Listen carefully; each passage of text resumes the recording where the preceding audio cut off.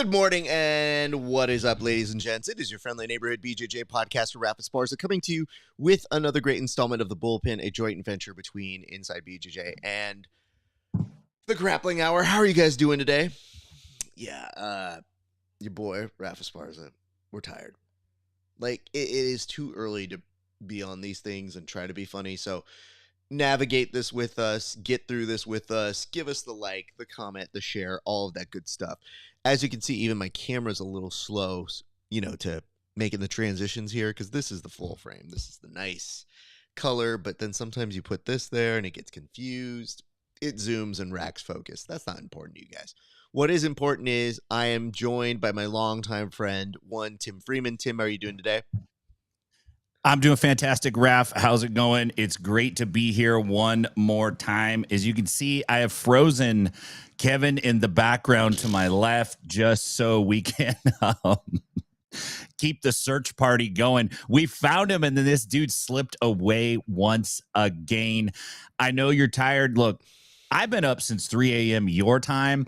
All I need is a bowl of pasta and some syrup. I'm just like Elf. If I get a full 45 minutes of sleep, I'm ready to bang. Let's go. Okay. Well, hold on. This is going to have that is the stock photo of Kevin I took out, but I need to put that back in. Nope, not on you. On the other slot.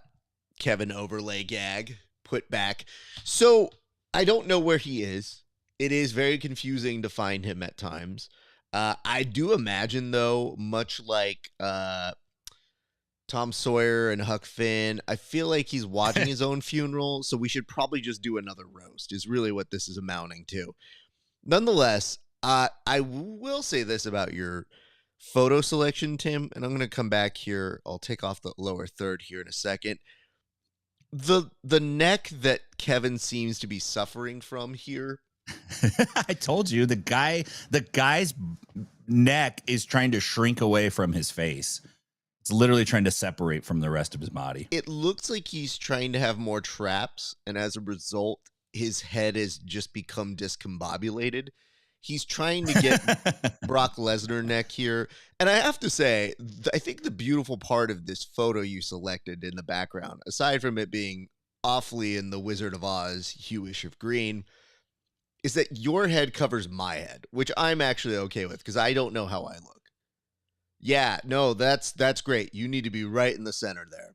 That is not a face we need to see from me. I just had an assumption if Kevin looked like that, how the fuck did I look? And I was right. Nonetheless, we do have a board to get to, and I do think it is important we get through these topics. And the first one is this.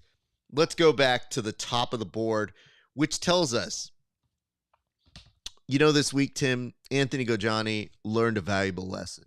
Are you aware of the lesson he learned this week? Yeah, the lesson he learned is you have to watch what comes out of your mouth. And you have to be prepared. That's a lesson I'm still trying to learn, Anthony Gojani, so don't be too upset by it. Now, some of you may be wondering, Raph, is the lesson he learned to stop talking so loudly? The answer is no. That is just going to happen. That's just his voice. I know. Some of you think to yourself, it's already loud, and he puts a microphone right up here and blows out the sound. I was like, good Lord, on a video, please turn that down. And he goes, you mean turn it up? And I go, okay. No, works differently in Albania. But the lesson Anthony Gojani worked this week is as follows. We've been doing these one-word name association videos, and we put out some before the draft and some after the draft. And Anthony Gojani just happened to do one about his teammates. Now, granted, he didn't know these people were teammates, but he referred to one of his teammates as gay. Now, here's the issue. He did that in jest for about 9 different people. He didn't have different answers. So he just kept saying gay, pussy, all of them. Gay. And then for a couple people who I think he's a little nervous about, he was like, oh, that guy's cool. The larger lesson was he didn't know at the time those people were going to be on his team, which how would you? But it made me somewhat confused because I was like, did he read how this works? He will be on a team at some point. So now he started walking it back. And when he started walking it back, he put the blame on us as if we selected the words for him. And he was Oh, saying, yeah. hey, Lobo, don't listen to any of the fake news that these guys say. And it makes you think, one, are we still doing fake news jokes in this day and age? Two, I mean, sure, we put it out after, I guess, but it was not going to be a surprise that you were going to have a team. So I think this was a valuable lesson. And in the spirit of that, Tim, I wanted to ask you, is there any other advice you would like to give any of the children as they prepare for this very intense PGF season? Yeah, my advice is this, and in my experience, you're always competing, even when you're not on the mats, even when the season hasn't started. The second you're added to that competitor group chat for the PGF season, you are competing. So everything you say and everything you do, as you and I both know, even if it's the most minor word that slips out of your mouth, you think this is nothing. Nobody would ever take umbrage with this. Listen, if you describe the jiu-jitsu world in one word, it's sensitive. So you have to be very, very careful about what you say and realize that someone's always looking at it, reading into it. Because of that, Anthony, use this to your advantage. Think about what you're going to say. Write some bullet points down, make some notes, game plan it. Maybe have one of the other guys pretend to be Raph. Maybe have one of the other, which would be great. Pretend to be me. Shave your head. Put a hat on. And then ask some goofy questions and see how you do. Make sure you're prepared. But you can really make use of the things that you do to get into people's heads, lay some traps, yank some chains. That's the whole point. That's my advice to Anthony. You gotta be smart about it. You know, I'm glad that you signaled that to Anthony, but I was wondering, is there any other general advice that you think is for the group of them? Because I think Anthony, I think he learned his lesson. I don't know, maybe he didn't. Maybe he's still going to be I like, doubt it. you know what? Hey, you're gay. And then you're going to go, okay, great. Well, that joke's not getting old. But for me, I'm wondering, now that he's got this team, there's a little bit of backpedaling going on. There's team unity that has to happen. Is there any advice for the collective? Because you signaled that mostly to him. Mostly to him. For the collective, I would say this. Here's the deal. When the teams aren't set, boy, it's dangerous because you don't know who you're going to get lumped. You might end up rooming with somebody you were talking shit about. Once the teams are set, then you got to get in with your guys and determine which guy or group of guys on the other teams are we going to go in on? Who are we going to needle? Who are we going to provoke? And then who on these other teams is an ally of mine? Because there's teams within the set of teams, and they might not all be under the same coach. So there's guys that, hey, this guy's my boy. This guy's my boy over here. Use those relationships to further yourself in the game. You have a lot of matches. You're going to have to fight a lot of dudes. You're going to fight all of them. I think it's like 15 matches per competitor, which is a lot of guys to fight. So any advantage you can get, you should take. So don't just focus on yourself. Use your team to go after those guys, and then use your alliances with guys on other teams to further go after guys maybe on your team. I don't know. This is a mind game. It's part competition, part reality show. Well, Tim, I'm glad you put it like that because there's a lot to learn, but we're going to move on now to our next topic. The second point on the board we have this week is that of Canuto, who was also a fan favorite last week, because last week we went through the many different faces of Canuto, but this week we want to give some credit to him because one of our coaches is going to be holding the banner for the PGF at UFC BJJ Dose, where he will be taking on the champ Andrew Tackett. I thought, A, great match. B, did you have any predictions on how this could go? Because that is a very fun match on paper. Man, it's really interesting too. When I saw Hinato come out after Andrew had won and they kind of talked and all that jazz, it's like, as a pro wrestling fan, this you're really breaking canon. You cannot have your guy show up on another promotion. That just doesn't exist in pro wrestling. It does exist in jiu-jitsu. It's got weird implications though, because if Canuto comes in and he beats Tackett, then does that mean we're not going to see Canuto anywhere else except UFC BJJ? Like, that's really what I'm mostly concerned about. I think it's a good match. I think Tackett's probably going to have the advantage, man. And I love Hinato Canuto, but Tackett's on a run. He's young. He's getting better all the time. Not that Canuto's not, but Tackett's coming up pretty strong. So I thought that was an interesting move. I'm just curious what the implications are actually going to be if Canuto comes out and wins that fight. So let me just bring up what my perspective was when I saw Canuto walk out. See, you went a different angle on pro wrestling, which is they can't be in the same place, same time. I don't know if you've seen this now, but it's not how we grew up. It's not like Rick Rude shows up on 2 shows in one day and you go, how do you do that? Right. Now, it's sort of like the late night wars of current era. See, when you were booked on either Leno or Letterman, there was a very bad booking war. You couldn't be on one or the other. You had to choose. And sometimes you'd be blocked for a month. Now, it's like the current late night landscape where you're like, oh, do Kimmel today, do Fallon tomorrow, do Colbert next week. You're fine. It's no big deal. Like, they're all fun. They're all doing a bit together. All the networks go, you guys can play along.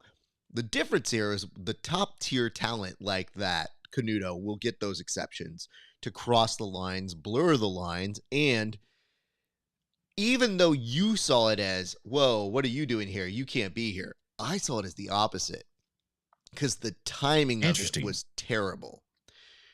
Here's why. I saw it from the other pro wrestling lens where Tackett wins, is celebrating, and then Canuto goes to greet him. And you're thinking, wait, you just beat his friend. You just beat Canuto's friend, one Andy Varela. And you're walking out to be like, yay, yay. And you're thinking like, is that a heel turn? And it made me laugh so hard because I wasn't even thinking about, oh, they're going to do a match against them next. It just looked logically like he was coming to be like, hey, yeah, he's my friend, but he's against me in the PGF. So you did it. Congratulations. So that's how I took it initially. And then they book them together because there's no form to any of this. They just literally have him go run out and greet him like he's at an airport. And then they said like, oh, and by the way, you guys are going to fight each other next. I think we'll see. It could happen. And then they make that match happen. So it's a very strange presentation all the way through. But I have to say this. Canuto might be the underdog here. But he is rarely in matches that he doesn't outperform or create excitement. So that, I think, between him and Tackett is another recipe for being something incredible. So I'm very excited for this. And Nick Saff, thank you for this. You did bring up a good point, which is William Tackett just announced he has a contract signed for UFC BJJ 2, and it's against someone who subbed him previously. Well, thank you for that. I'm not sure. I don't know who that person is. Any guesses here quickly, Tim? Who subbed Andrew Tackett? I don't know who subbed him off the top of my head. Let's do this. UFC, I'll give you a preview here in a second. It's BJJ Heroes and Tackett. Let's see. While we're doing that, we're going to go ahead and move ahead to the next one. But we did get a couple comments here. I'll go ahead and say hello. And it says, yo, what's this XP thing? Don't ask me like I know. I have no idea what any of this means. Isaac. You know that. And you said Tim is in a spaceship. Well, now it looks like Tim's what, in Mardi Gras or on New Year's Eve? Downtown Where? Nashville. No, Jesus.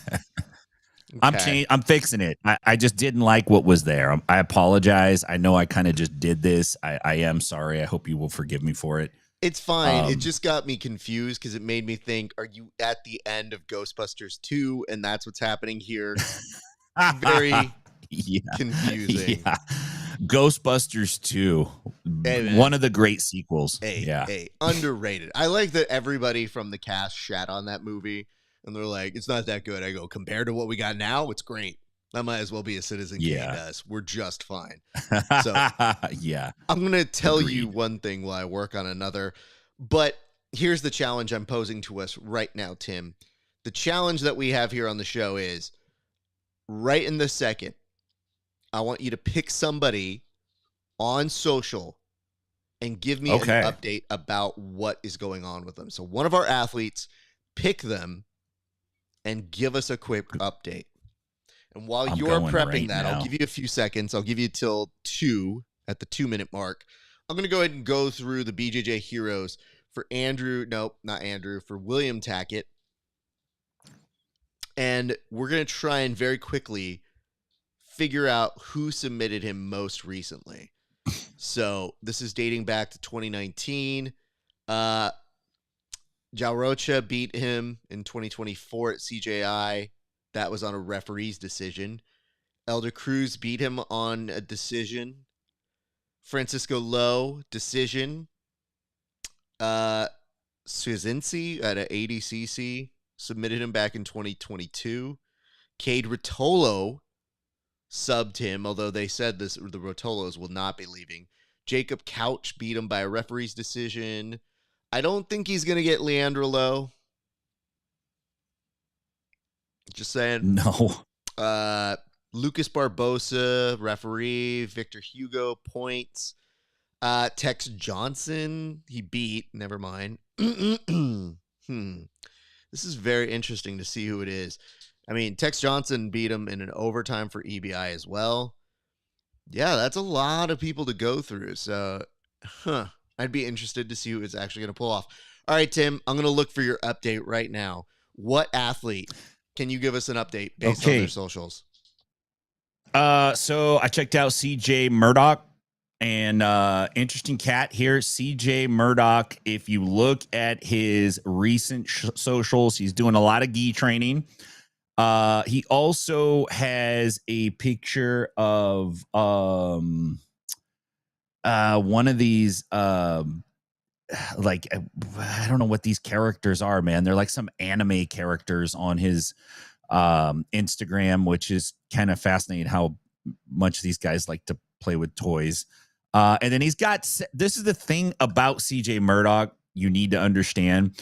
This guy must love Coca-Cola because he has several pictures on his recent social media of him drinking Coca-Colas, like a lot of them, more than one. I don't know if this is his rehydration drink of choice. We need to get this guy some salt.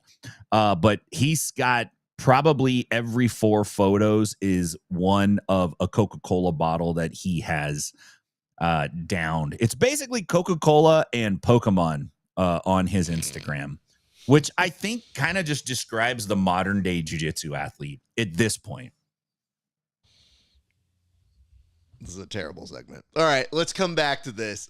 Let me give you the update that I have, which is it looked like we had some new fresh ink from one of our people. And I guess you're wondering who would do this. So, Tim, I'm going to put this up here in a second. And I want you to guess who would possibly get a tattoo like this.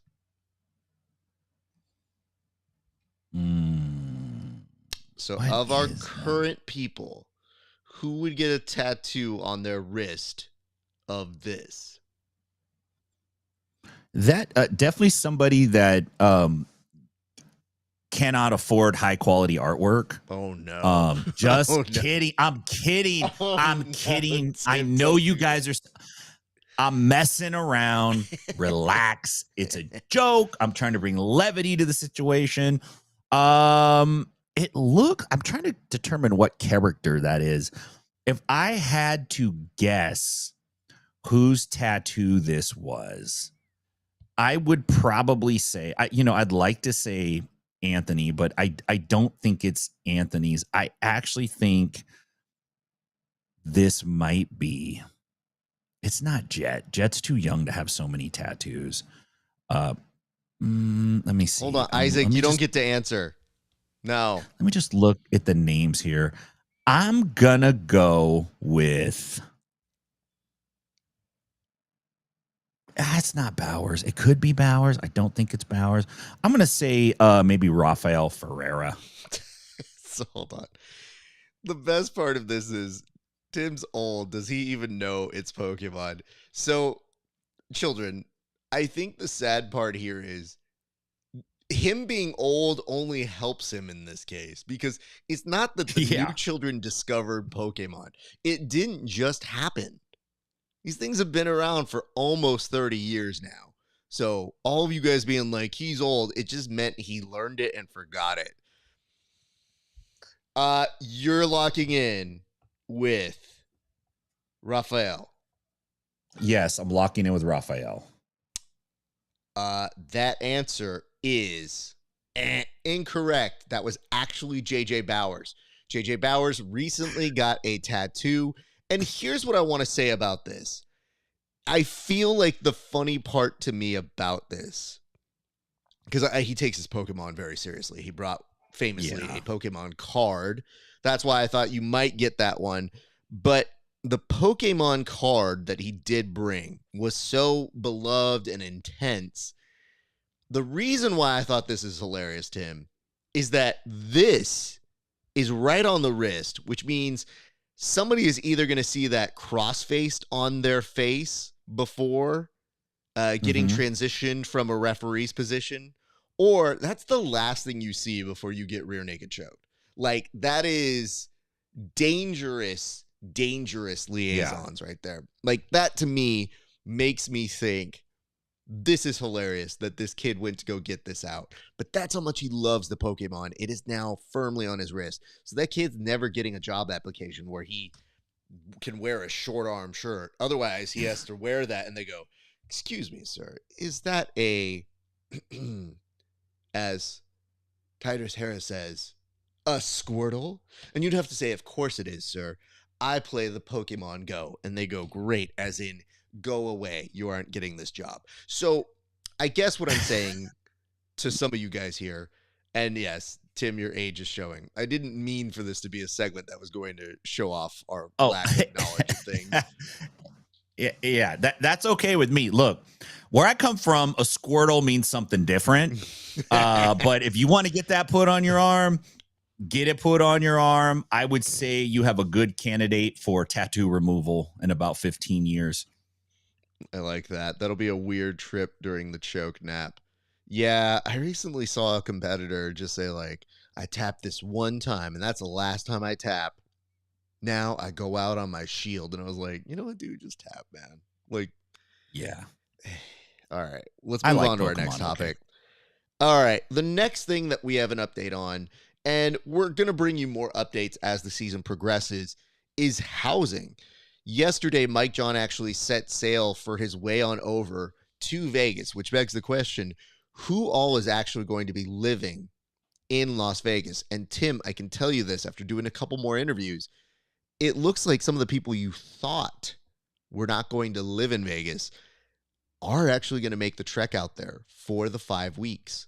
So I think the next time we come here, we will start trying to put a board, like a tack board, to demonstrate who is there. But we're talking people who lived in California and in Texas who were initially saying, "Oh, I'm not going to live out there. I'll just fly back in or drive back in." No, I think they will be going there. So what strategic advantage, or what do you think the coaches said to change some of these people's minds, Tim? I wonder if the coaches actually leaned on these guys and said, like, you need to do this, or if it was more of like an unspoken peer pressure So if you're an athlete and you're on a team of 5 guys and a few alternates, and 6 of those guys are staying in Vegas, and you're the lone wolf who's going back and forth, unless you have like a real important reason for it, I could see you kind of just deciding on your own, like, I need to be out here with the team. I definitely think it's going to be an advantage for sure. I think going back and forth is going to be pretty rough. All the coaches are Vegas based. We heard, and I believe it was Drysdale who told his athletes, like, look, if you need to figure out where you're going to stay and what you're going to do, like, let us know. We could try to sort this out. So it doesn't surprise me. You might even see guys make that move, a couple weeks into the season, and then just decide, like, this is too much, to be going back and forth. I need to stay out here and be with the boys and be with the team and prepare. So it's hard to do, to stretch it out like this, but I think it might yield some interesting, unexpected results that we're just not thinking about right now. I know they're thinking about team harmony, but I'm actually thinking the opposite. Yeah. The beauty of the week structure was, if you didn't like somebody, you just lived with them for a week. 5 Right. weeks is really going to man. be the moment when we will see how friendships exist. Because a lot of the times, these teams are buddy-buddy until maybe at the end they're not. And we've seen that happen. No specific seasons to name. But if you think about it, we went from all the teams being super friendly to now they actually live in a house together for 5 weeks, which is enough to become roommates and actually have stories to say about things. So are we going to find that some of these guys are harboring bad feelings because somebody left the toilet seat down?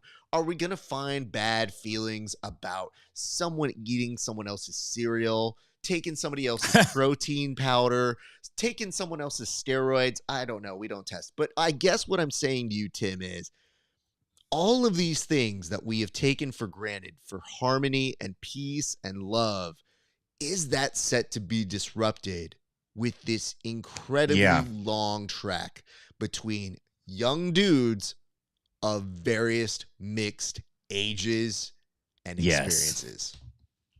I could see JJ Bowers getting pissed off right now because one of his teammates took his Pokemon bathtub to play when he was taking a bath. He's like, let me take the Pokemon toys in. It's like, nobody touches my toys. I definitely could see these guys starting to get on each other's nerves a little bit, especially the veterans. Because if you're like 30 years old, anything north of 30 and you're living with like an 18-year-old, that's basically like you're living with your kid almost. And, it just changes a little bit. The dynamics could definitely change. We'll see which coaches can keep it together. And just as, like, I was thinking, you might see guys like go, well, I was going to go back and forth, but after a few weeks, this is too much. I'm just going to stay in Vegas. Maybe you'll see guys go like, I was going to stay here, but I fucking hate this guy that I stay with, so I'm going to stay somewhere else now. Nobody is that would be bringing up interesting that, too. Tim. That's a very good point. Somebody's going to elect real quick, like, you know what? This was fun, but deuces, I'm out. I do wonder, though, one of my favorite things about the UFC BJJ show, and it's such a reality television producer trick that they did, was this time they got a cheaper version, like a Timo version of the Ultimate Fighter house, the mansion that they used to have. They got like an Airbnb and said, like, all right, here's $20. You guys just hang out here, which is fine. Okay. Save some money. I understand they're spending 8 to 12 million. Can't see it yet. But when they went back and they had like a hang with the coaches, Mikey lives out there. So they all went to Mikey's house. That makes sense. Yeah. For Harrison's episode, they all just went back to the Airbnb, but they had Harrison greeting everybody as they were walking in, like, as the host of the house. Okay, good to see you. Okay, thank you. Good. Hey, what's up, guys? Well, hey, what's up? To each individual person, and I thought, what? That'd be like me getting an Airbnb and greeting you on my way inside of the Airbnb, like, oh, Tim, welcome. Thank you so much for coming to my house. Raph, we're splitting this Airbnb. I know. Thank you so much. Appreciate you, Tim. Love you. Like, well, it made me the laugh. Airbnb we stayed at for the draft, we actually did stay with an actual family who lived in the Airbnb, and we kind of did have to say hi when we went in and out. The best part was the dirty looks that I couldn't decipher if they liked us or didn't like us. Because it's one thing to say, like, hey, we're here, you're here. But then you try to acknowledge the weirdness of it by like doing the head nod of like, and there was this Asian lady who just did this back to us. Yeah, just make sure the money comes through. I don't even want to get involved in this. They left meat out overnight for it to defreeze, if you would. Like, there was a lot of stuff that I just said, hey, I just need to sleep and get up and do this. So our thanks to those wonderful families. That's so funny. Okay, let's go to our next topic right now. I just love this. The reason why I think we have to bring this up is part of the reason why this is such a big thing is the PGF is not necessarily supplementing the housing for anything. So what happens is you get these guys who really are paying out of their own pocket to come here and do that. So it's a level of commitment that I think not only is it unheard of for jiu-jitsu in this way, but it is a big social experiment. So as you're watching the documentary, you're going to see people really get tested in that way. And I do appreciate this. Tim and Raph have Bert and Ernie vibes. I don't know what else to tell you other than perhaps you have gotten too high, Isaac. Like, there are other people you can potentially name us as, but I think the weed is so strong, it went to your PBS core memories. Nonetheless, I like the ones that are locked in there from childhood. And the thing is, he's just like, Bert and Ernie, man, that's who they remind me of. Well, anybody else? You got anything else in there? In 20 minutes, it'll be Chandler and Joey. 30 minutes, it'll be Sam and Diane from Cheers. I don't know, man. It's just these kids trying to ruin this show. Let's move on to the next topic. Tim, this is something I thought you would excel at. And the topic for this is an untrue rumor you want to start. Now, listen. We've already talked about how the harmony could be disrupted. I figure, why not jumpstart it? Anthony Gojani has accused us of being fake news. So I thought, why don't we get ahead of that and just start spreading some rumors that are untrue right now? I will go ahead and put some time on the clock and give you the opportunity to spread a rumor that is completely untrue, Tim. Wow. What a great idea. I love this idea, Raph, of just making up something and unashamed, just putting it out there and not even trying to hide it. So here's the rumor, may or may not be true. And the reason why I say that is I often say things that are not true, that I know are not true, that I say are true. And then I say things that are untrue. I tell you this is not true, but I know it is true. So I already do this every show, but it's really one of my favorite things about having a microphone in front of me. So the rumor that I've heard going around is that there is a competitor in one of the houses who has been working on a special submission technique. A choke is what I've heard. It's not a joint lock. It's a choke that has never been used, at least publicly, but apparently is highly effective. This person's super secretive about it. And they're saying that they're going to unleash this at PGF season 8. And so my thing is like, who is the guy? Because I'm not sure which. I have some ideas, but who is the guy? And then what exactly is that sub? And are we going to, I think when we see it, we're going to know it. But this is what I have heard. So I'm on the lookout for this new submission. My experience tells me that when somebody says they have a new submission that they invented or something like that, and then they do it and they give it a name, that a dozen other dudes come out and they go, yeah, I was doing that 10 years ago. I did that 8 years ago. You stole that from me. We call it the Excalibur. We call it the this. We call it the that. So that's the rumor that I have heard going. Who knows if that's true? I'm not positive, but I'm looking for it. No, man, that's not the Excalibur. That's the Lazy Susan. We came up with that one. I know that. Like, yeah, that's the Squirtle. It's you know what? Leave it to JJ Bowers to 100% be that kid who, if he does come up with the submission, it will be Pokemon based. So there is that. So my kind of true, kind of false rumor is gonna be based in reality. Like I feel most good rumors should be. So let's start with the reality, and then let's pose what could have happened here, Tim. So the reality is starting with this photo. And before I give my take on it, I would just love to get, Tim, what do you think is happening here? You know, I saw this photo and my heart hurt because I don't know what it is about the shirtless bow tie with the priest collar kind of thing attached up at the top. The priest collar. That's bad enough. But then when you put his name just slipped out of my head. I can't believe it. Chucky Olive. When you put Charles Oliveira in the picture, kind of looking back, like doing that kind of look that girls do when they're trying to look at their back in the mirror and they're like doing that. He's kind of like giving that back look, right? And the look on Jordan's face, it's just, dude, this could go so many places. I'm so glad you did this. Okay. Fuck, I got rid of that thing. Let's bring the board back here in a second. Tim, here's what happened to me on this. We were sent this information.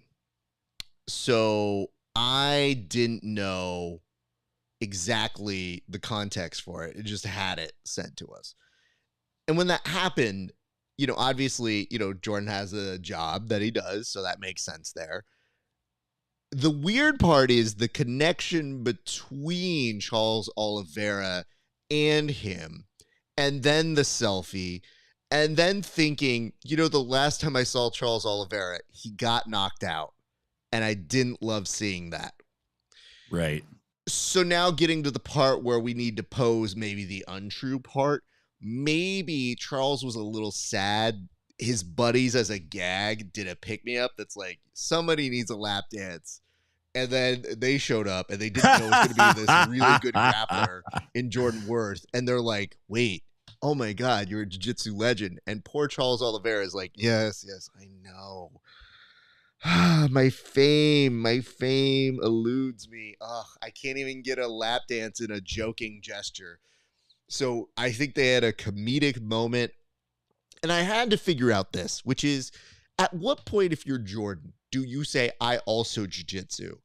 And then if you're Charles Oliveira, do you understand what he's saying? Do you maybe not speak English as well to the point where you're like having a conversation? Do you shut it down and just go like, yeah, let's take a photo real quick? Or did they converse all the way through? I'm willing to bet this.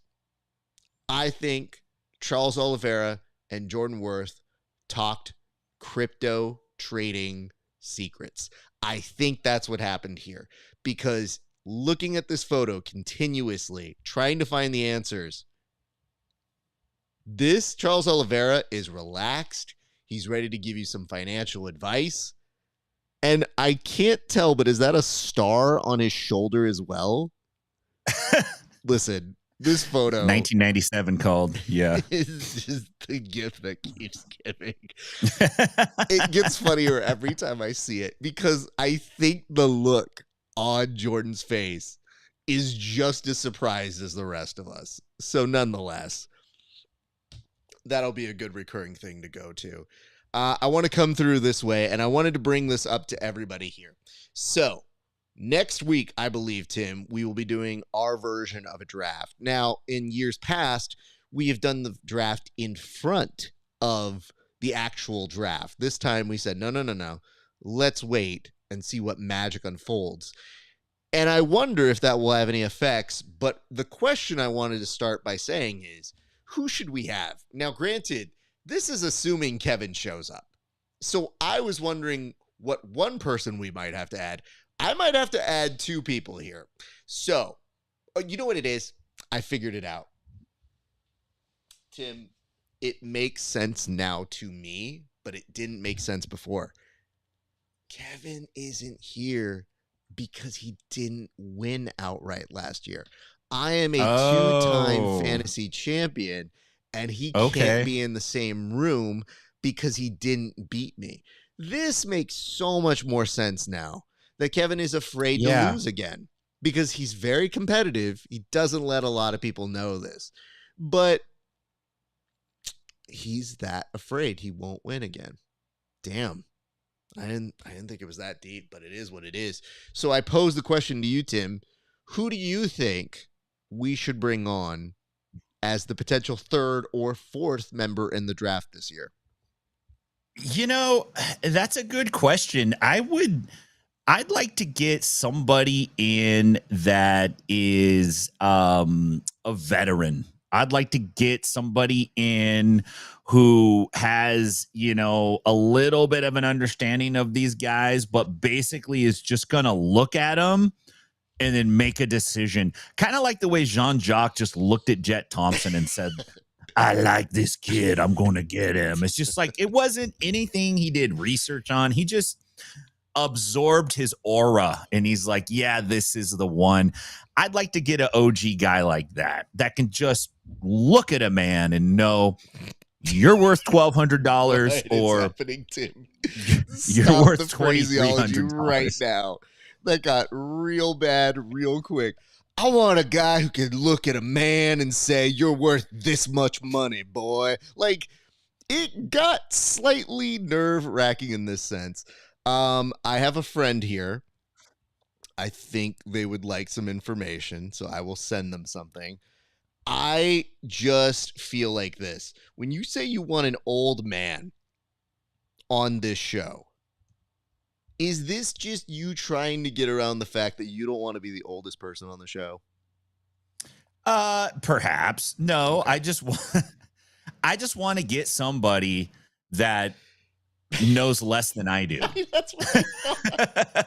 I was trying to hear you say it, and you just didn't say it. And it made me laugh so hard. But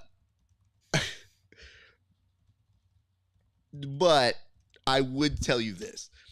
I like the fact that you didn't necessarily do super great.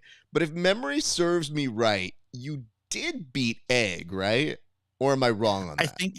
I think I did. There was a big draft controversy last time where I pulled off some gangster moves at the end and then everybody got mad at me. And I don't think I got what I wanted. If I remember correctly, I probably was trying to cheat my way through it. But I do think I beat Egg. And for me, look, I love Egg. I think Egg is a super sweetheart of an individual.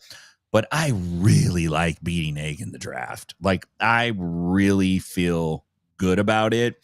And I know that he doesn't like it. I know that it bothers him. So it did feel good to score higher than Egg. I expect to beat Egg again this year. I just think I can. The difference is I don't know. I haven't figured this part out because we're looking for a 4th.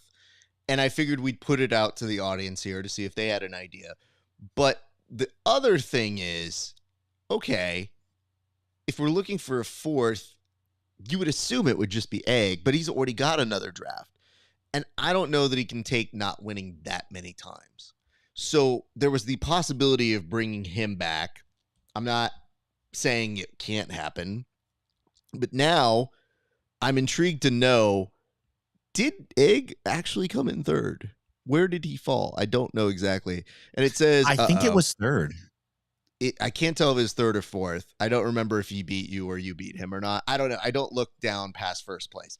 But when I do have this comment here, and it says, Egg shows up with receipts, Tim. That's true. But I also like the idea if Egg ever takes a return back to Amazon and he goes back, that he brings a whole freaking grocery bag full of receipts that just goes, hey, hey. Now I see a note here. I see a raised hand from Isaac. Now I can't tell what I feel about this because Isaac is part of the production as well. And I'll consider it. I could be persuaded. I just know this. You tried to make fun of us and call us old. And now you're like, hey, can you fit me into the draft? But I can tell you one person who we can fit in right now, and it would be our beloved Kamish, who is joining us. And I'll go ahead and put him in our slot. Ladies and gentlemen, please welcome back to the show one, Brandon McCaffrey, who has his back turned to us. Brandon, why do you have your back turned to us, sir? Oh, it's an evil commissioner. I see what's happening now. Welcome to the show, Brandon McCaffrey. How are you doing, sir? Hello, my loves. How's What's everything up? going today? You know what? We're having some well. issues because we are trying to figure out who we should have on the draft. That's when you said to send the link and the location. And it makes me think you have some sort of idea or you have some sort of comment on that. So what is happening in your world that merited this wonderful guest appearance, sir? Well, it wasn't anything about that. I just saw that you guys were live, and I was like, Mm-mm. "Oh, it's almost PGF time." It So is, sir. let's jump on here, and maybe there's things I can say or things I can help with, or I just want to hold on. I feel like I'm all like You're a little off-centered. I can't really censored. center you back, but you just moved. Yeah. No. Wait, wrong way. Yes. It's all Yes. up. Yes. How's Okay. that? You did Are it. we happy now? Yes. Tim, Okay. the commish screwed up right now, and he said there's things that he can tell us and cannot tell us, which is the immediate interviewer tell. We have to ask him questions. So Tim, you get first crack. What question should we ask a commissioner that's almost inviting us to ask him questions right now? First of all, I'm totally inviting you to ask me questions. Second of all, I have a question before we do this. Is Kevin alive? That's a great question. Do you know the text that I got from him? I mean, when would you have gotten a text from him? He's dead. I got a text, hold on, today at 8. He hasn't been on this show in months. Well, he was here for the roast. We did get that. But the real joke of the roast the whole was show was about him, so of course he showed up. That is 100% true.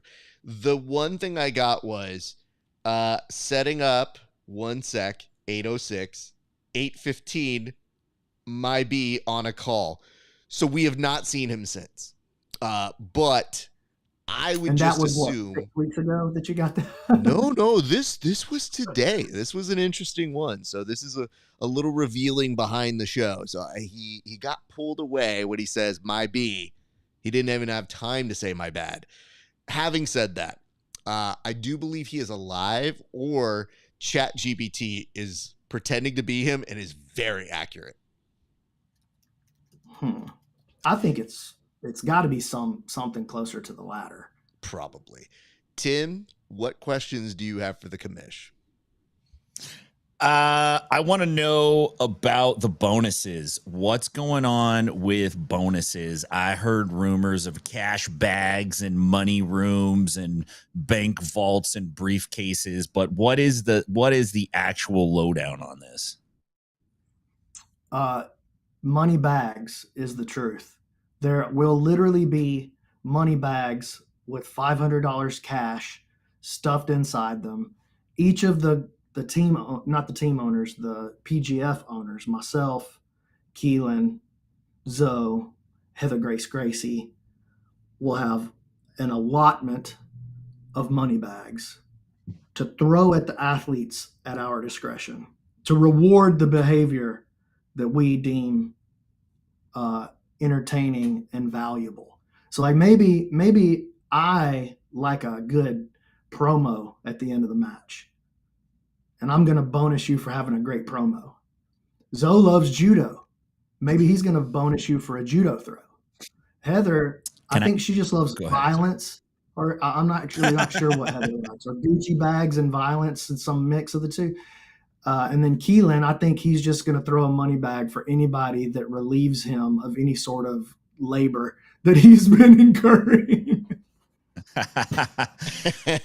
Can I ask a favor? Because I feel like this would be the move. Look, Raph just chided me for saying I need somebody who can look at a man and tell me how much he's worth. Now we're literally throwing money at the feet of these people. Yeah. This is borderline strip club behavior. Like, can you, instead of throwing a bag, just start making it rain on them as they're like doing the thing? Tim, you just come out we're and on you the just same level here.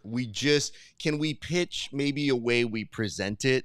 And you can tell me no, Yes. but like, is this a possibility in the delivery Yes. of it? Because listen, man, great guest appearance opportunities, surprise factor. I'm just saying it could loan itself into being very useful for our purposes here. I see a shrug. There's not a yes or a no. I'll take it. You know, I have no problem with this. Maybe we just leave that to the individual bag tosser. We'll work on a name for that because I don't love bag tosser. Actually, I heard you do love bag tossing. Thank you very much for that, BMAC. That's called cornhole. Thank you. Everybody calls it a different thing in different regions. So like, we just toss bags. Do you?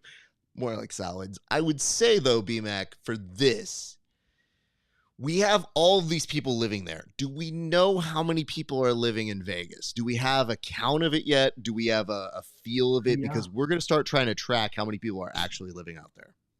It's pretty much the entire roster. Pretty much. Like, off the top of my head, I can't think of anybody that's not going to be.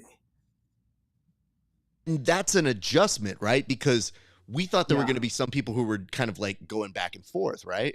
That was their plan. That was the plan for several of these people. But as it gets closer and closer and they realize the gravity of the situation more and more, well, like JJ Bowers, for example, he's like, you know what? I thought I would just make the drive every time. He lives in Arizona. He's like, that's a doable drive. And he's right. That is a doable drive once a week. That's not crazy. But he was like, I just think I'll be able to do better work if I just nut up and find a spot. And so that's what he did. I mean, that's commitment. And it does bode very well for, I think, the coaches making those pleads that are like, hey, I can actually help you this season. Like, we're talking 5 weeks. 1 week, it's hard to really make that influence, but 5 weeks, impossible. I feel like I can make that. Impossible almost. Yeah, it's almost impossible. So I feel like this format really makes the coaches a much bigger part of the victory or the loss, depending on how well they do with it. Do the coaches get in on any of that bonus money or any of the winnings at all? No, I just want it to go to the athletes, strictly to the people who are putting their bodies on the line. Otherwise, I'd be bonusing myself because your boy's still looking for a paycheck out of the PGF. You know what I mean? I'm still looking for it, dog. What has surprised you the most in the time since the PGF draft? We obviously saw you speaking at the end of the show and telling us your thoughts. But what has surprised you in the time since? We've basically been about a week and change away from it. Has anything caught your attention outside of that PGF draft now?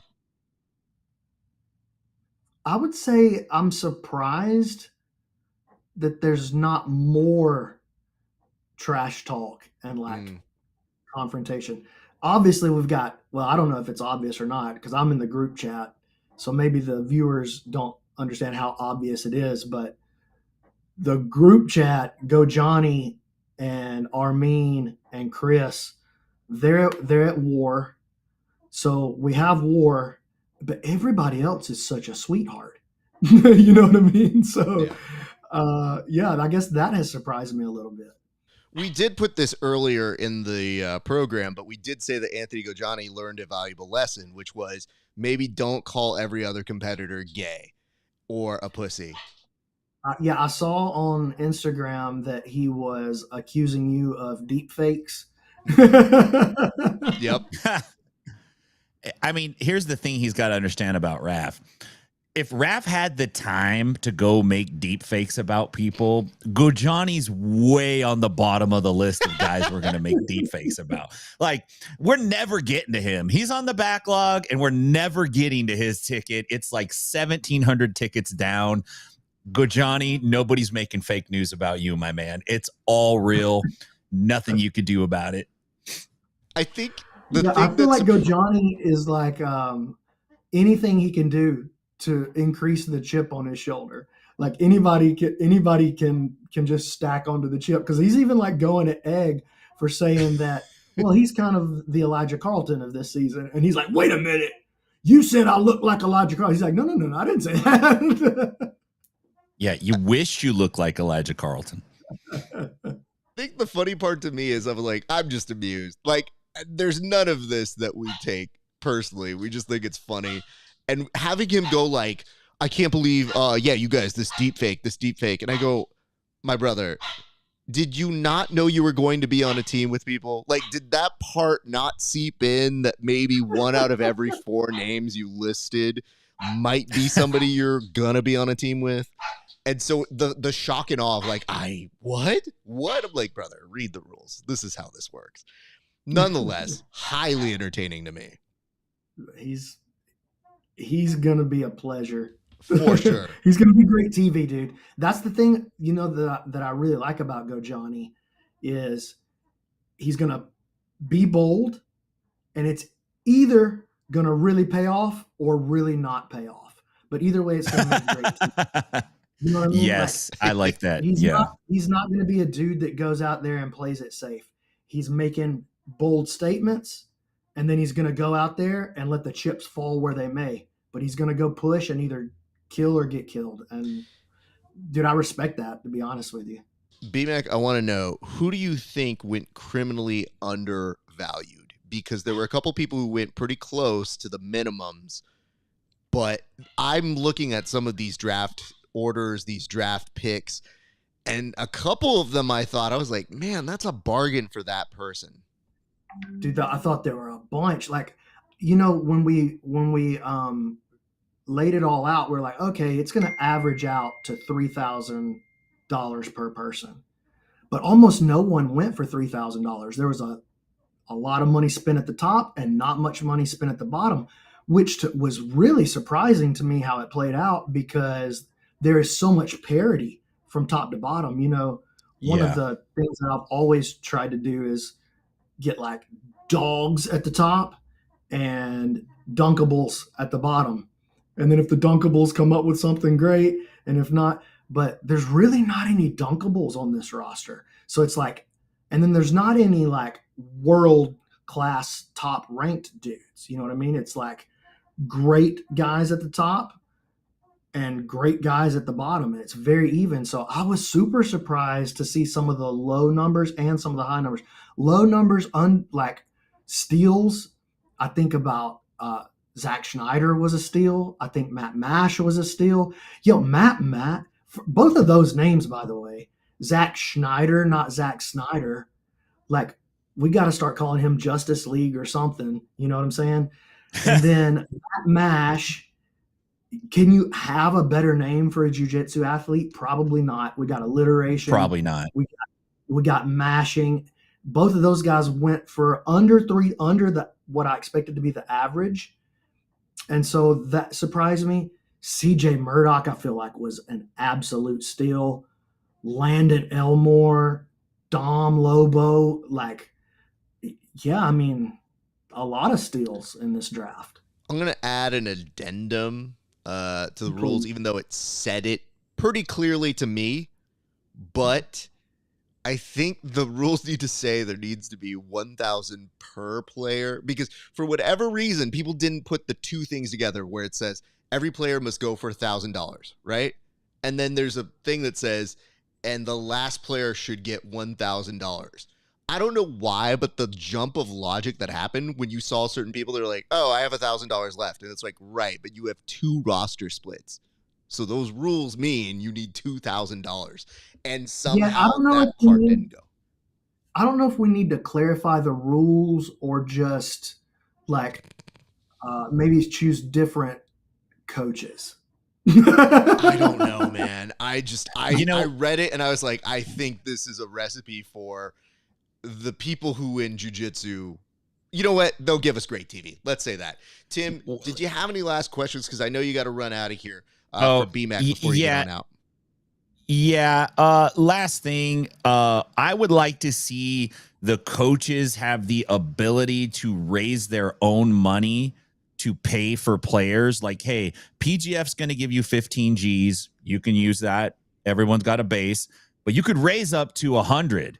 So if you get some dudes who come in and say, we'll open up the banks for you, then hell yeah. Then these coaches will have a damn calculator and they'll actually track the money because it's money they're responsible for.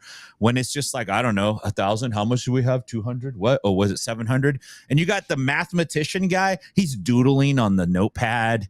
He's got symbols drawn. Dude, he's playing tic-tac-toe. It's like, dude, we're letting the word mathematician do so much heavy lifting right there. That was not a mathematician. Let's do not get it twisted. That was not a mathematician.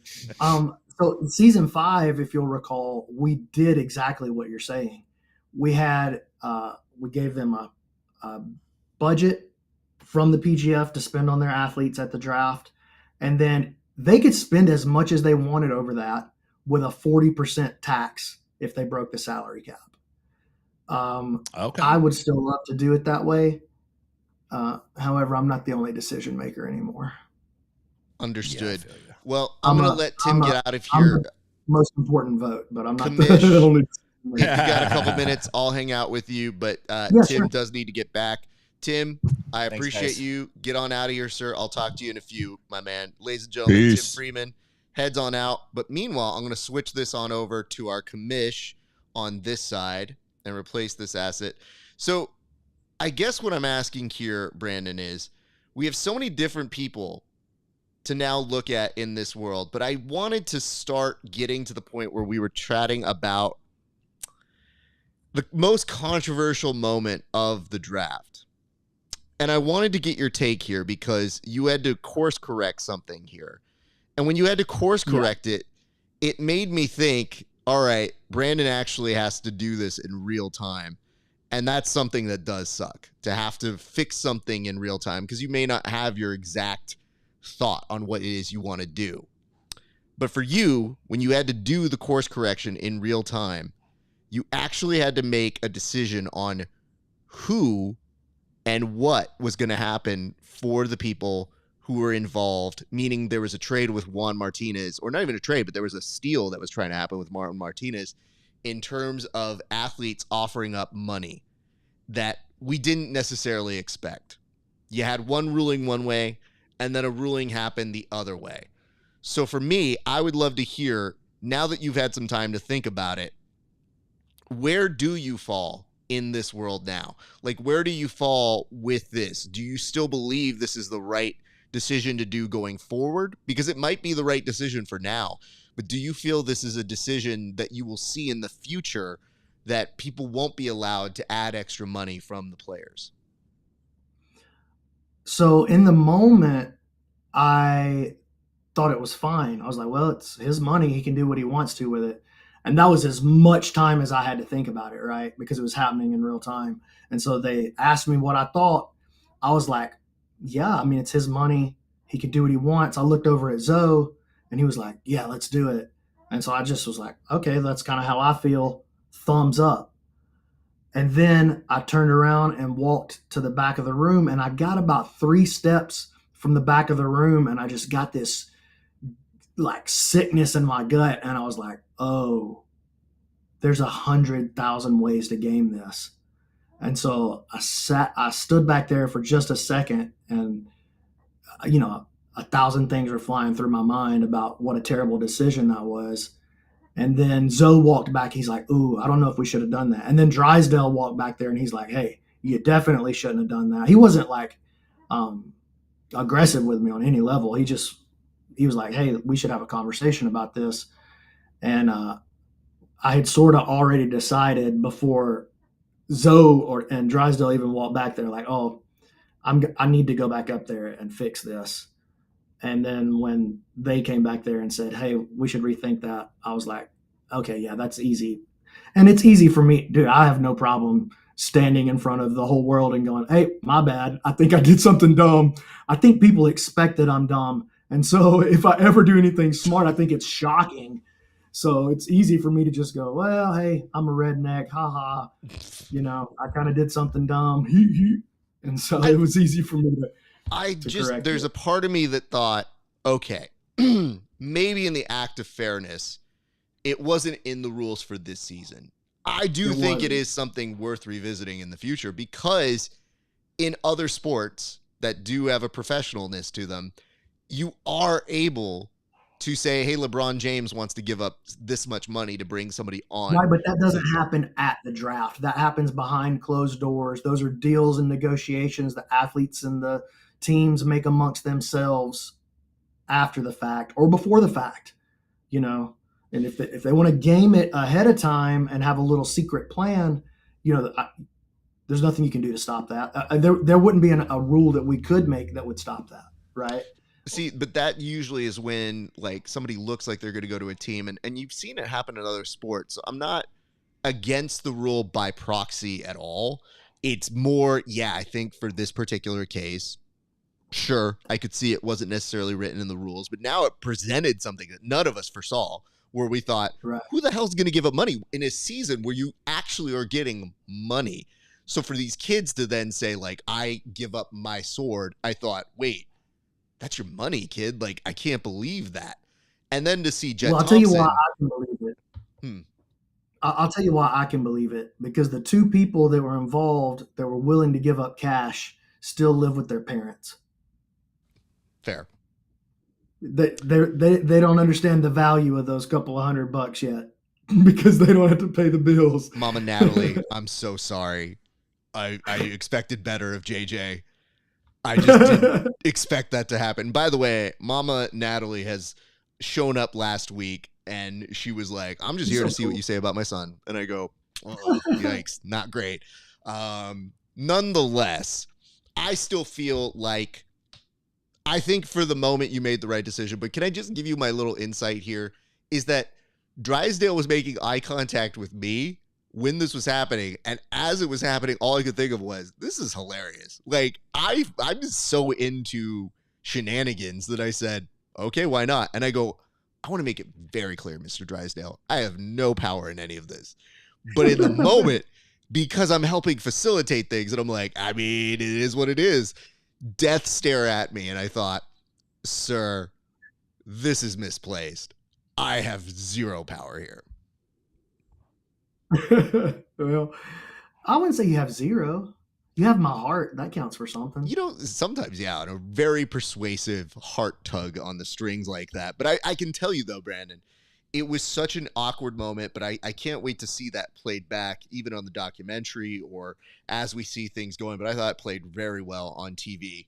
I went back, watched the draft again, and I thought it looked really, really fun. There'll be a behind the scenes. It's probably about 45 minutes. So it's like covering the draft plus all the behind the scenes that happened. That should be out at the end of this week. And schedule's going to drop this week too. Schedule is set. You're going to get to see the schedule this week publicly, everybody. Has it aired privately to some people? Because yes. The athletes and coaches have the schedule. I'm wondering if you've seen any responses from the athletes on how they viewed that schedule. Yeah. I'll just say week 2 looks like grudge week. Oh, man. I can say I've had a peek at it, and I didn't go past day 2, and I had to stop because that's how good it was. I was literally looking at day 1 and go, oh, y'all were asking for some matches, and you'll see them very quickly. And then I thought, Well, all right, well, let's see I'll what tell day you two this. is. Mm. I'll tell you this. And I learned this from Eddie Bravo and Vic with what they do with EBI and CJJ is the champion goes first. He's the first guy on the card. When the EBI opens up, if the reigning champ is on the card, he's at the very top of the broadcast. And so the number one pick, Jet Thompson, is at the top of the broadcast. The first match that you will see this season, Jet Thompson will be on the map. And that's amazing because Jet has so many expectations right now. And I think he's Dude, it's handling got to it be a pretty lot of well. pressure, right? It's got to be a lot of pressure. I wonder though if he's so young that he doesn't feel the pressure. I think that's a huge advantage. Like Jet, Landon, JJ, who else is in the young bucket? Raphael. Oh yeah, the youngest buck of all. I think these guys they don't have the stress and the beat down that of life that maybe a CJ Murdoch has. I don't think they're feeling the stress and the pressure at all. You know, it's kind of wild because when I was looking back at some of the qualifiers, you know, there was a part of me that could make the argument CJ, depending on how his body and how he lives throughout that week, could have an upset or two in schedule there because he has been matched up with some of these guys and done quite well. And I think the weird part is kind of crazy. It's kind of crazy to think that CJ's not going to be one of the top 8. I think that's kind of mad. I feel like that's the part when you get these auction drafts and you see a lot of stuff coming up and you kind of wonder how much the new shiny thing grabs your attention.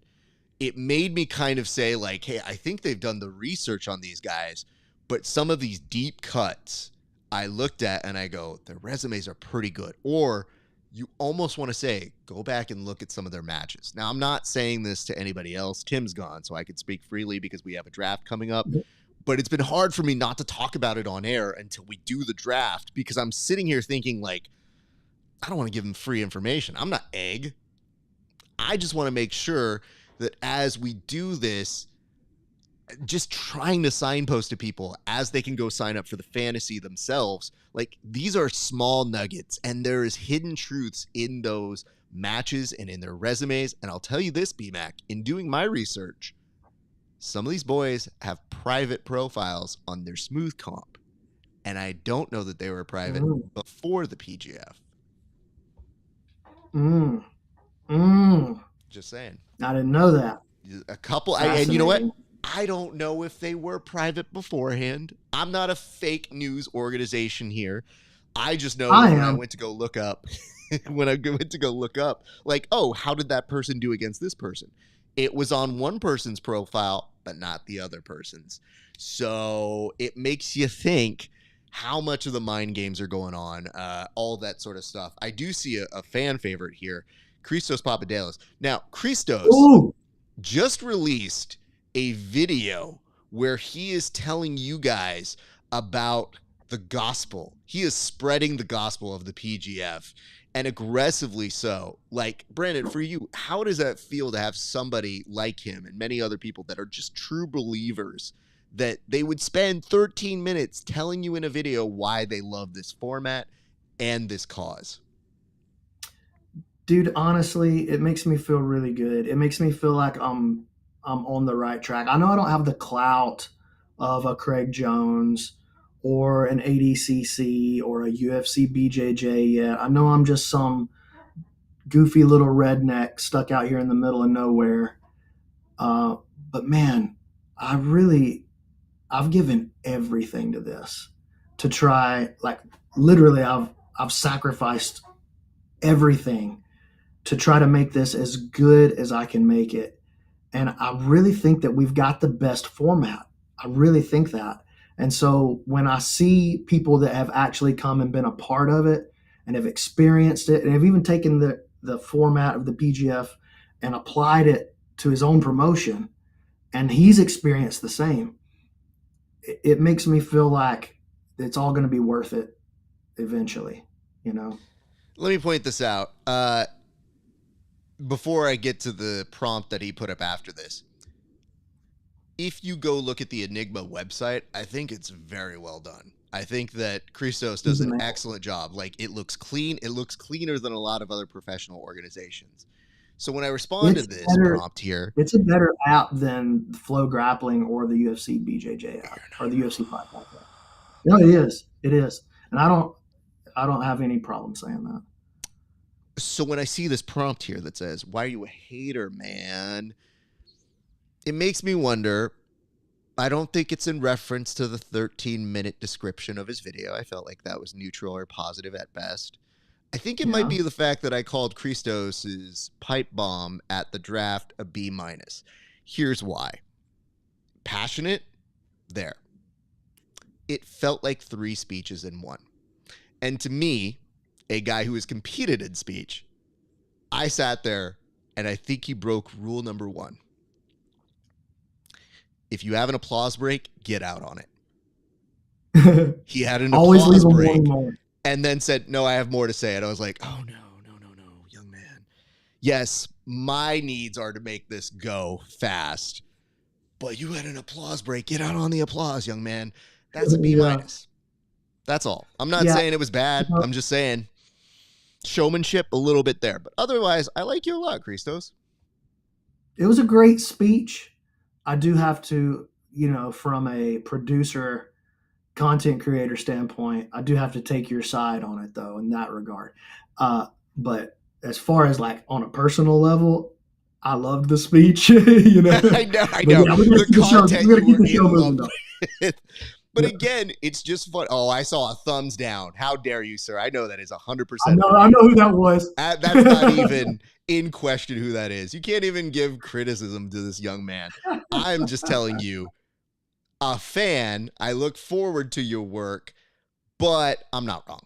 And in the way that you guys do this as competition, I used to compete in speech and debate week in and week out. I know a good speech when I see one.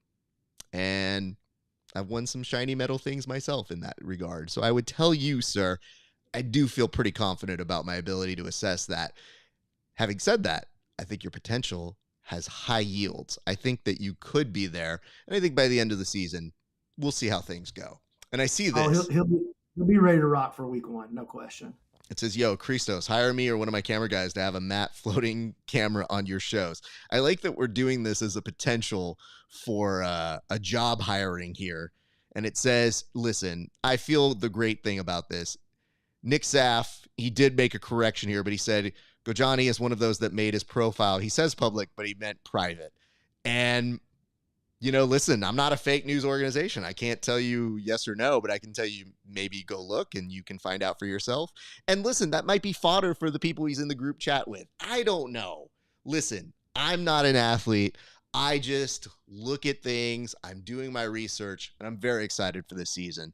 So I would ask this, BMAC, as we start to float toward the end, for you, what advice do you have for these guys? Because now they're starting to move. Now we're, 2 weeks away, essentially, from opening day. So for me, there's a lot of excitement here, but I'm sure for you, there's also a lot of potential and a lot of things that you can be doing. So what's the advice that you have for these guys as they get ready for that home stretch? I would tell you that this is the biggest opportunity that you've had in your jiu-jitsu career so far. And what happens to you in the future your future can totally change based on how you play the game. I don't just mean how you grapple. I don't just mean your victories and your losses and your draws, but how you play the game as a professional could change your life forever if you do this right. Well said, sir. And you know what? I think it's incredibly wild that we went, one of the segments I had in mind was when I heard some people were going to do both, we were going to track where everybody is and say like, hey, these people structurally are here and these people are structurally here. And then all of a sudden they all started congregating, or I saw more and more people where I started doing the math and I was like, offhand, I think I can name 15 people who are going to be in Vegas. And I thought 15 out of the 20 being in Vegas is significant that they see the vision too, and that they understand the seriousness of it. So it made me think like, man, they do understand the opportunity in front of them. And that is so heartwarming to me, because now it means, holy shit, now we're really in the thick of things. Like, now we're right in the moment where this could be an incredibly big thing. And I do see this, and it says, I have 15 chances to hit a sub in front of thousands of people, then talk to them and show them who I am. What's not to love? I mean, Christos, full disclosure, if I can get you on my fantasy team, I'm trying to make it happen. I think you're going to have a pretty good season. I'm feeling good about your odds here, sir. And importantly, on that side, I think that you will have the opportunity to show a unique place on why Enigma is such a sought after thing. Like, you're getting a lot of people who are you're probably going to break them, and then they're immediately going to be like, hey man, can I get on Enigma? Like, I feel like that's a cool place to be. So we're very much looking forward to you. And actually, the more I think about it, BMAC, Landon and Christos being on the same team worked out perfect. I mean, that's a pretty cool gig for people who already have a shorthand with one another, and they don't have to compete against each other until they make the playoffs. If they both make the playoffs, which, just saying, lots of upside on that. And I see a note here. It says lots of commitment from those players, uprooting their lives for 5+ weeks. Absolutely. And it says, and dude, honestly, it just means, go ahead. Oh no, this is Kai who was putting in a note about the castle having a dungeon. I think this is in regards to our good friend Isaac saying he's going to be a hobo under a bridge, but we can come back to that. Yeah, well, a lot of us are going to be hobos under bridges. You know what I mean? Like, but I think that's part of the thing that makes the PGF special. Like, this is not something that's built by a bunch of investor money and a bunch of sponsors pouring in and a bunch of funds, like VC funds, trying to build this thing like Karate Combat or the UFC, or, God bless my boy over there, CJI, like ADCC. All of these things, these are all built by people who had money and decided it was a good idea. That's not what's going on over here, dude. The PGF is built by the people that love the sport more than anything in the whole world. And it's built by the homies. It was built in Decatur, Alabama. It was built with the blood and the sweat equity of me, Keelan, Egghead, Rafa Sparza, Tim, Isaac, like a countless list. There's nobody on the list that hasn't poured their heart and soul and made sacrifices, like real sacrifices, to try to pull this off because we believe in it. And that's what I think the PGF really is at the end of the day. It's me and it's my friends that love jiu-jitsu trying to do what we think is the best for jiu-jitsu. And I think when all this is said and done, that's going to be the legacy that's left. And maybe I'm crazy. Maybe I'm doing all of this for something that I'll never see the fruit of. But I know from the bottom of my heart, jiu-jitsu is going to be in a better place when I'm all done with this thing. Facts, sir. Facts. See, Christos, that's like an A speech. You know what I'm saying? Like, there's a little difference in it. He had the applause break. There would have been the great movie feel. I guess what I'm saying, Christos, is this. Fucking give the upvote. Take the downvote and go to the upvote. I know it's you, so I don't need to be like, who is that? And thank you very kindly for that. That's a very nice thing to say. But you did make a prediction here, and I want to make sure I put it on here because I don't know that you're wrong. But I want to make sure we mark it. It says, me and Landon will both finish top 4 in playoff run 100%. Mark my words. I love it. Listen, I kid, love it. I love it too. And I want to see it happen. And Christos, we're definitely going to be excited. So when Brandon talks about this passion of putting this all together, yeah, it's all fun. We want to make it happen. We want to do this. We want to put it in so that when we get there, we give this opportunity to these kids to go out there and kill it. So that's why we're excited. When we see you guys, I see an upvote, but I don't know if that came from him. It says, I didn't You did. downvote You did. anything. I don't know what that is. Okay. I just had to make sure. Then some other asshole gave us a downvote, and they had no reason to do that, unless it was Go Johnny, and maybe he's got a case. I guess what I'm saying here Hey, is Go Johnny's a down voter, dude. I guess what I'm saying is we're excited AF. And Brandon, I thank you for your time. I'm gonna close this up real quick. Christos, great work, sir, and keep up the good work. And you know what? I'm gonna go on your video and I'm gonna leave a comment. You said you would go and be nice. You were giving us comments here. I'll go on yours. I'll listen to half of it, and then I'll do the upvote and comment. But Brandon, I can't wait to see you in a couple weeks, sir. We will let you know how everything goes here on the draft. But in the meantime, you continue being the sweetheart that you are of jiu-jitsu. We cannot wait to see you, brother. Can I say one more thing before I go? Yes, sir. Absolutely. Let me just take this opportunity while I have your beautiful audience here with me to say that I am genuinely, truly, from the bottom of my heart, so thankful to you and to Tim, Wallow, Egghead, Isaac, everybody that's poured so much into this, and to the people that support it and watch it. When I say that it means everything to me, it really does mean everything to me. We've given so much of ourselves to try to put this together, and so every little like and every little thumbs up and every little comment, like, those things really matter and really mean a lot to me. And I know it's crazy, but those things keep me going, you know? And so when you guys give your support and you give your love back to it, and when you take the time to just stop in and say thank you or we like this,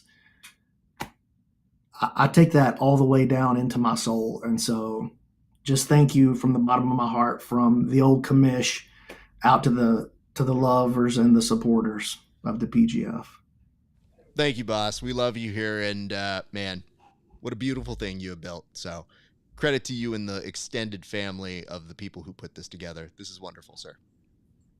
Thanks, guys. All right, guys. My thanks to the commish. My thanks to you all for hanging out with us a little bit here today. Listen, guys, if you like what you see here, wherever you're watching this, whether it's on the PGF channel, Inside BJJ, the Grappling Hour, we would love it if you like, comment, subscribe. If you subscribe to us, you get to see all of these great things. And if you're subscribed to the Grappling Hour specifically, you will see the Get to Know series. We have done interviews with 12 different athletes, and you will be the first to see those. We appreciate you guys, all the athletes. You want to learn more about them before you see them go into battle. You want to know why they're doing this. You want to get to know them on a personal level. That's what we did here. You're also going to see some content coming up, some short form stuff, them answering some questions, hopefully not offending their teammates. Can't promise that. But we have a lot of stuff coming up here and a lot of great surprises. So I guess what I'm telling you guys is, if you love the show, like, comment, subscribe wherever you can. But I would really, hold on, Tim and Brandon are gone. Hey, if you could do it for Grappling Hour, that actually matters the most. Because your boy, you know what I mean? Like, I'm still here. Everybody else left. Kevin didn't even show up. So, like, me, Grappling Hour. Just saying, we love everybody. But, like, love me more. In any event, thank you guys. We appreciate you. We will be back, I believe, this Friday with another installment of Bullpen, and that's where we're going to talk about everything. So we will be talking about all the later news in all things jiu-jitsu. So be here back for that Friday afternoon. And in the meantime, you'll see some other stuff going up. And if you want to support me further, patreon.com/grappling hour. See my interviews 30 days before anybody else for just $5 a month. And for a few extra dollars, you can support the show, which supports your boy, which buys all this nice equipment and all these fancy lights and et cetera, et cetera. Anyways, ladies and gents, that's going to do it for us here at the Grappling Hour and at the Bullpen. My thanks to you all for watching. We cannot wait to see you guys back very soon. And, I see an all hail the commish. That's adorable. It says the mouth of the PVF, Bobby Bopham. Yeah, of course, we love Bobby. Bobby's a necessary part of the show. All right, you guys. I got to go get my car worked on. Love you guys. It's been a great day for grappling. We'll see you back on the mats.